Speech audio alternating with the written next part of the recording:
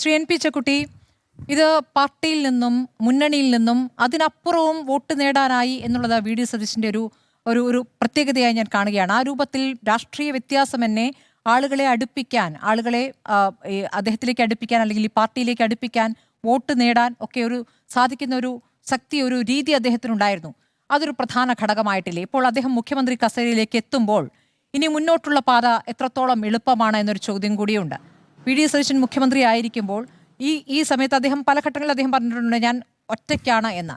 പക്ഷേ ഒറ്റയ്ക്കാണ് എന്ന് വ്യക്തമാക്കുന്ന കാര്യങ്ങളാണ് ഈ 10 ദിവസം നമ്മൾ കണ്ടത്. ഒറ്റയ്ക്കാകുമ്പോഴും ഈ ജനമൊപ്പമുണ്ട്, മുന്നണി ഒരു ഘടകകക്ഷി മറ്റു ഘടകകക്ഷികളും ഒപ്പമുണ്ട്. പക്ഷേ ഒരു ഘടകകക്ഷി അത് പരസ്യമായി തന്നെ പറയുകയും ചെയ്തിരിക്കുന്നു.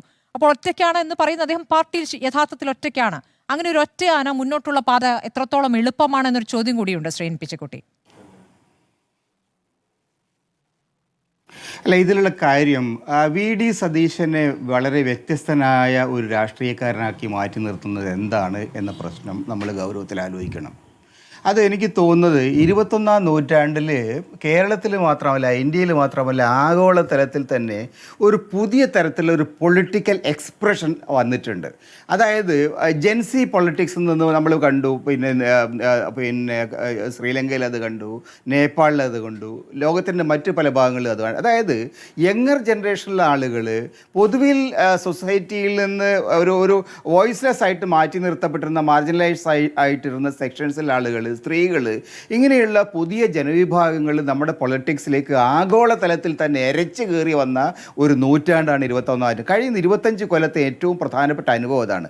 നേരത്തെ ഉണ്ടായിരുന്ന രാഷ്ട്രീയത്തിൻ്റെ സ്വഭാവം, രീതികൾ, അതിൻ്റെ ഡൈനാമിക്സ് അത് മാറിയിട്ട് ഒരു തരത്തിലുള്ള ഡയറക്റ്റ് പൊളിറ്റിക്സിലേക്ക്, ജനാധിപത്യം കൂടുതൽ കൂടുതൽ ജനങ്ങൾ നേരിട്ട് ഇടപെടുന്ന ഒരു അവസ്ഥയിലേക്ക് വന്നിട്ടുണ്ട്. അതിന് കാരണം പക്ഷേ പുതിയ ടെക്നോളജിയുടെ വരവായിരിക്കും, പുതിയ സാങ്കേതിക വിദ്യകൾ, സോഷ്യൽ മീഡിയയുടെ ആക്സസിബിലിറ്റി, ഇങ്ങനെയുള്ള പല കാര്യങ്ങളും ജനങ്ങളെ രാഷ്ട്രീയത്തിൽ ശക്തമായിട്ട് നേരിട്ട് ഇടപെടാൻ, ദൈനംദിനം നിമിഷം പ്രതി ഇടപെടാൻ സഹായിക്കുന്നുണ്ട്. അതുകൊണ്ടാണ് അറബ് ലോകത്ത് വലിയ വിപ്ലവം വന്നത്.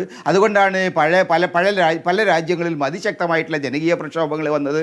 അതുകൊണ്ടാണ് പല ഭരണകൂടങ്ങളെയും തൂത്തെറിയാൻ ജനങ്ങൾക്ക് സാധിച്ചത്. അപ്പോൾ അതുകൊണ്ട് ആ തരത്തിലൊരു പൊളിറ്റിക്സ് മനസ്സിലാക്കിക്കൊണ്ട്, അതിൻ്റെ സാധ്യതകളെ മനസ്സിലാക്കിക്കൊണ്ടുള്ള ഒരു പുതിയ രാഷ്ട്രീയ പ്രവർത്തന രീതി, കാര്യങ്ങൾ കൃത്യമായിട്ട് പറയുന്നൊരു രീതി, കാര്യങ്ങൾ വളരെ ജനങ്ങൾക്ക് മനസ്സിലാവുന്ന മട്ടിൽ അവതരിപ്പിക്കുന്ന ഒരു രീതി, തൻ്റെ നിലപാടുകളെ അടിയുറച്ച് വളരെ കൃത്യമായിട്ടുള്ള പഠനത്തിൻ്റെ അടിസ്ഥാനത്തിൽ പ്രസൻറ്റ് ചെയ്യുന്ന ഒരു രീതി, ഒരിക്കലും അനാവശ്യമായ വാക്കുകൾ പ്രയോഗിക്കാത്ത രീതി, ഇതെല്ലാം സതീശൻ്റെ ഒരു സവിശേഷതയാണ്. അദ്ദേഹത്തിൻ്റെ നിങ്ങൾ കഴിഞ്ഞ ഒരു 5 കൊല്ലത്തെ അദ്ദേഹത്തിൻ്റെ ഒരു പ്രതിപക്ഷ നേതാവ് എന്നതിലുള്ള പ്രവർത്തനം നോക്കിക്കഴിഞ്ഞാൽ അദ്ദേഹം അതിശക്തമായ നിലപാടുകൾ എടുക്കുമ്പോഴും വളരെ കൃത്യമായിട്ട് വാക്കുകൾ പ്രയോഗിച്ച, വളരെ വളരെ ചിന്താശീലനായിട്ട് ഒരു രാഷ്ട്രീയ പ്രവർത്തകൻ്റെ സ്വഭാവം കാണിച്ചത്. അതാണ് ഇന്നത്തെ തലമുറ, ഇന്നത്തെ സമൂഹം, ഇന്നത്തെ ലോകം ആഗ്രഹിക്കുന്ന ഉത്തരവാദിത്വമുള്ള ഒരു രാഷ്ട്രീയ പ്രവർത്തന രീതി. മറുഭാഗത്ത് എന്തുകൊണ്ടാണ് പിണറായി വിജയനെ പോലെ ഒരാൾക്ക് അത് ആ തരത്തിലുള്ള ഒരു സൊസൈറ്റിയെ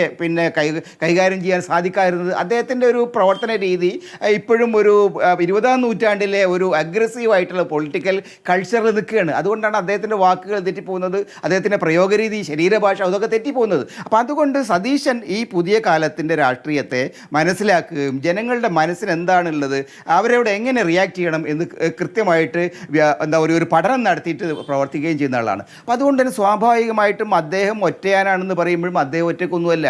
അദ്ദേഹത്തിൻ്റെ കൂടെ അദ്ദേഹം ടീം മുന്നണി എന്നൊരു കോൺസെപ്റ്റ് ഞാൻ നോക്കി എത്ര കാലമായി UDF ഒരു 40-45 കൊല്ലമായിട്ട് നിൽക്കുന്നൊരു സംവിധാനമാണ് UDF. പക്ഷേ ടീം UDF എന്ന് പറയുന്ന ഒരു ഇൻക്ലൂസീവായിട്ടുള്ള കൾച്ചർ, ഇൻക്ലൂസീവായിട്ടുള്ള ഡയലോഗ്, ഇൻക്ലൂസീവ് ഒരു ടെർമിനോളജി, അത് സതീശൻ കണ്ടുപിടിച്ച ടെർമിനോളജിയാണ്. ആ തരത്തിലാണ് അദ്ദേഹം കാര്യങ്ങളെ യഥാർത്ഥത്തിൽ മുന്നോട്ട് കൊണ്ടുപോയത്. കഴിഞ്ഞ 5 വർഷത്തെ നമ്മുടെ പാർലമെൻ്ററി പ്രവർത്തനത്തിൽ, നിയമസഭയിലെ പ്രവർത്തനത്തിൽ സതീശൻ്റെ ലീഡർഷിപ്പ് വളരെ വളരെ അഗ്രസീവായ ലീഡർഷിപ്പാണ്, അതേസമയം ഇൻക്ലൂസീവായ ലീഡർഷിപ്പാണ്. അദ്ദേഹം എല്ലാ ആളുകൾക്കും സ്പേസ് കൊടുത്തിട്ടുണ്ട്. അപ്പോൾ അതുകൊണ്ടൊക്കെ ഇപ്പോൾ അദ്ദേഹം മുഖ്യമന്ത്രി സ്ഥാനത്തേക്ക് വരുന്നു. നേരത്തെ മന്ത്രിസഭയിൽ പോലും ഒരിക്കലും അദ്ദേഹം ഉണ്ടായിട്ടില്ല. അപ്പോൾ ആ നിലയ്ക്ക് അധികാരം പ്രയോഗിച്ച് ശീലമില്ല, അധികാരം പ്രയോഗിച്ച് ശീലമില്ല എന്നുള്ള അദ്ദേഹത്തിൻ്റെ ഒരു അഡ്വാൻറ്റേജ് ആയിട്ട് കാണാം. അതുകൊണ്ട് തന്നെ അധികാരത്തിന് അനാവശ്യമായ ആലവാരങ്ങളോ അല്ലെങ്കിൽ അതിൻ്റെ പഴയ പിന്നെ ഇഷ്ടാനിഷ്ടങ്ങളോ ഒന്നും അദ്ദേഹത്തിലില്ല. അദ്ദേഹം കൃത്യമായിട്ടുള്ള ഒരു ക്ലീൻ സ്ലേറ്റിൽ ആരംഭിക്കുകയാണ്. ഒരു ക്ലീൻ സ്ലേറ്റിൽ കേരള പൊളിറ്റിക്സ് ആരംഭിക്കുന്ന, ഒരു രാഷ്ട്രീയ ജീവിതം ആരംഭിക്കുന്ന, ഒരു പുതിയ കേരളത്തെ സൃഷ്ടിക്കാൻ അദ്ദേഹം പറഞ്ഞ വാക്കാണ്, ഒരു പുതിയ കേരളത്തെ സൃഷ്ടിക്കുക എന്നുള്ളതാണ് ഞങ്ങളുടെ ചുമതല. അത് വളരെ പ്രധാനമാണ്. എന്താണ് ഇന്നത്തെ കേരളത്തിൻ്റെ അവസ്ഥ? ഇന്ന് കേരളത്തിൽ നമ്മളിപ്പം ആക്ച്വലി നമുക്കൊരു ഒരു ധവളപത്രം ആവശ്യമാണ്. ഇന്നത്തെ കേരളത്തിൻ്റെ അവസ്ഥ എന്താണ്? എത്രമാത്രം കടത്തിൽ മുങ്ങി നിൽക്കുകയാണ് ഈ കേരളം?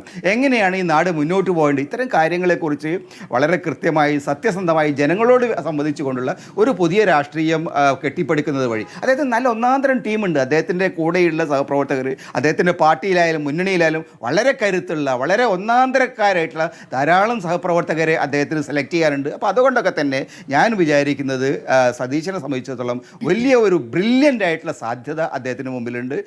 അതനുസരിച്ച് പ്രവർത്തിക്കാനുള്ള ശേഷി അദ്ദേഹത്തിനുണ്ട്. അതനുസരിച്ച് ലോകത്തോട് സംവദിക്കാനുള്ള എന്താ പറയുക ഒരു വൊക്കാബുലറി അദ്ദേഹത്തിനുണ്ട്. അതുകൊണ്ട് കേരള രാഷ്ട്രീയത്തിൻ്റെ ഒരു പുതിയ കാലഘട്ടം സതീശനിൽ ഉയർന്നു വരികയാണ്. തീർച്ചയായും മലയാളികൾ അദ്ദേഹത്തെ വലിയ പ്രതീക്ഷയോടുകൂടിയാണ് നോക്കിക്കാണുന്നത്. അദ്ദേഹം അതിൽ വിജയിക്കും എന്ന് തന്നെയാണ് ഞാൻ പ്രതീക്ഷിക്കുന്നത്.